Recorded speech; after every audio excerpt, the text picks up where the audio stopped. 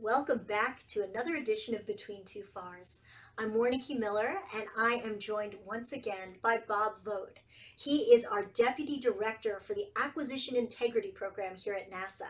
We've been talking a little bit about issues that might impact you as a contracting officer and trying to give you a high-level view of what goes on in the Acquisition Integrity Program. So Bob, my contract is under an administrative agreement. My contractor, what does that mean? What is it? What do I have to do if my contractor is under an administrative agreement? That's a very good question. In that, I know that we have had to. An administrative agreement is an action that AIP will recommend to the NASA suspending and debarring official in a situation where we think that suspension and debarment, which prohibits the contractor or company from getting any kind of from getting any government prime contracts, we think that that's not warranted, and so we end up looking to make sure, again, the government's only doing business with responsible contractors. And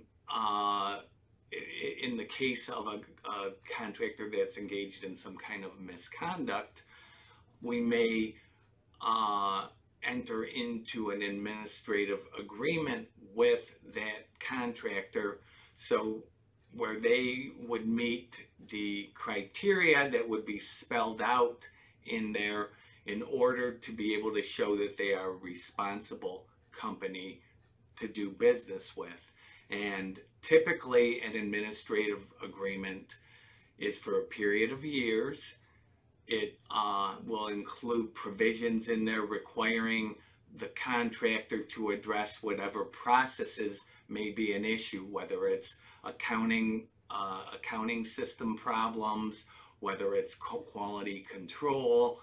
The contractor there will be provisions that will require the contractor to fix those areas, maybe set up, in some cases, they may have to set up a program that they should have already had so that people can report instances of fraud within the company, or know who to report it to outside of the company.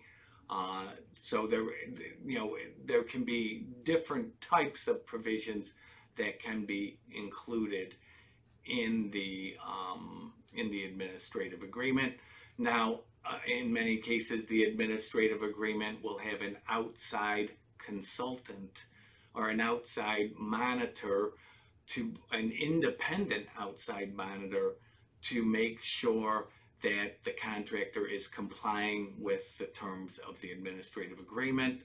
That independent outside monitor, will need to provide a report to AIP on either an annual basis or a semi-annual basis. Now, as far as how you could see the administrative agreements, they are all posted on FAPIS, which I know that contracting officers have access to, and certainly we can share it with the contracting officers so that they are aware of the terms, or of the type of issues that are being remedied or addressed through the administrative agreement. So I guess the bottom line is we don't always recommend suspension and debarment. Sometimes we determine that it's a company that has had issues, but that we still feel a prohibition would not be necessary if they are able to fix the areas of concern that the government has. Fantastic. Thank you, Bob. Well, we've appreciated you sticking around with us and learning a little bit more about the suspension and debarment proceedings, administrative agreements, and the AIP program. We thank you, Bob, for your time with us, and we will see you back here again on the next episode of Between Two Fars.